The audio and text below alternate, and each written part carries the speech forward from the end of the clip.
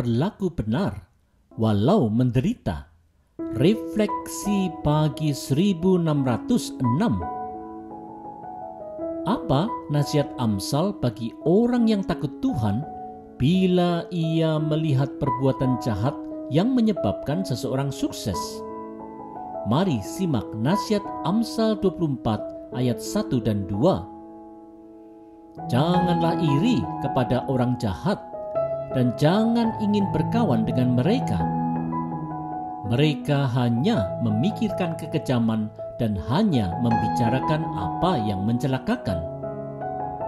Saudara-saudara, di Mazmur 73 ayat 12 sampai dengan 14, Asaf melihat sebuah ironi di mana orang jahat terlihat sukses dalam menambah harta dan hidup senang, sedangkan orang yang hatinya bersih justru kena tulah dan menderita.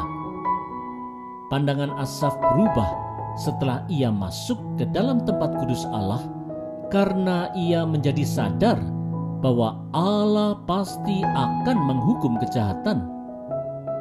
Tak heran kalau iri hati ataupun berkawan dengan orang jahat haruslah dihindari. Saudara-saudara, Ibrani 11 menceritakan bagaimana tokoh-tokoh iman mulai dari Habel sampai dengan para martir iman di zaman dulu yang hidup menderita, baik secara mental maupun secara fisik, bahkan mati tersiksa. Meskipun demikian, mereka semua tetap menaruh pengharapan kepada Tuhan.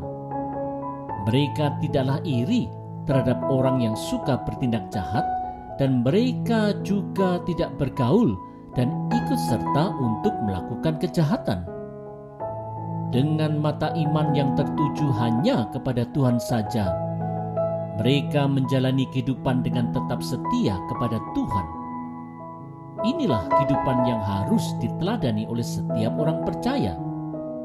Oleh sebab itu, marilah kita belajar untuk tidak bersikap iri terhadap kesuksesan orang jahat dengan tetap bertindak bersih dan benar.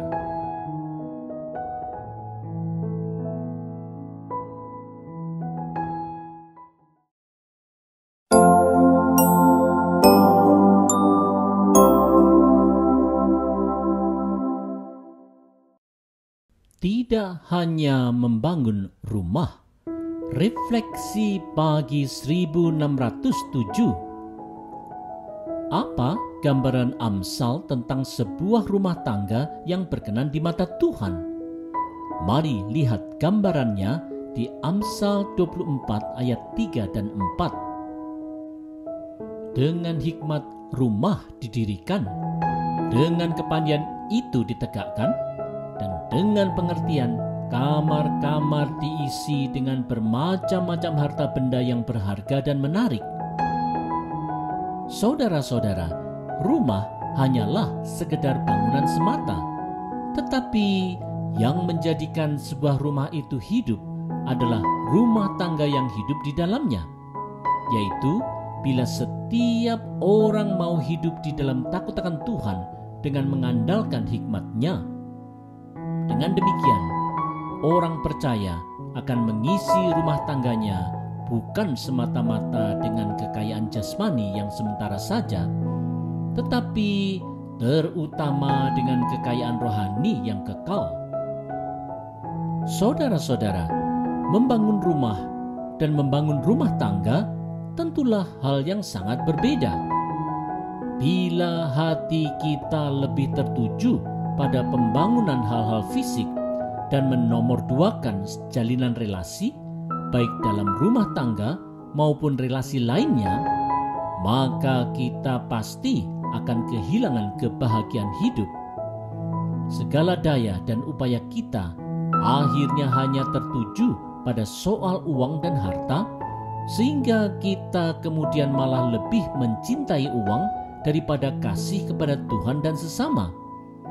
Kita lupa bahwa akar segala kejahatan adalah cinta uang, seperti yang telah disampaikan Rasul Paulus di 1 Timotius 6 ayat 10. Oleh sebab itu, marilah kita bangun jalinan relasi kita baik dalam rumah tangga maupun relasi sosial lainnya. Kita akan berbahagia dan nama Tuhan akan ditinggikan.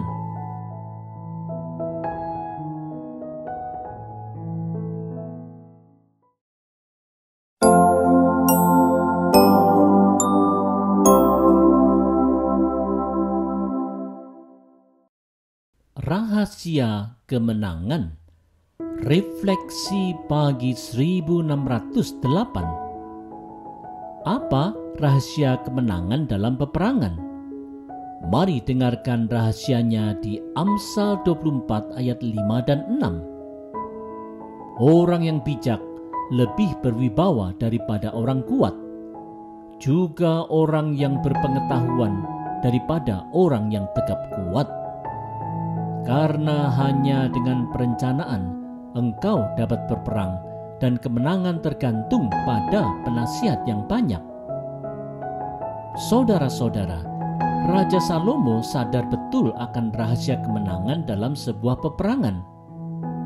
Hanya dengan mendengarkan nasihat Tuhan yang disampaikan oleh penasihat bijak yang takut Tuhan, peperangan dapatlah dimenangkan.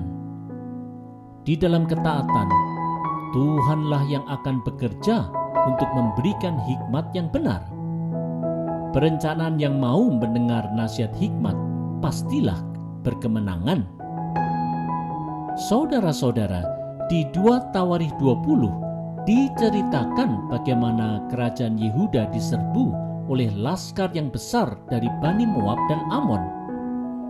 Atas nasihat Yahaziel, seorang Lewi yang dipenuhi roh Tuhan, Raja Yosafat menaatinya sehingga bangsa Yehuda mendapatkan kemenangan dalam pertempuran di lembah Pujian. Mendengar nasihat hikmat yang disampaikan oleh orang bijak yang takut Tuhan pastilah akan membawa orang kepada kemenangan dalam menghadapi setiap persoalan kehidupan. Hanya saja, dengan begitu berkecamuknya segala keinginan dosa, banyak orang kemudian menulikan diri terhadap nasihat hikmat. Oleh sebab itu, marilah kita membuka telinga bagi nasihat hikmat. Tuhan pasti akan memberikan kita kemenangan yang sejati.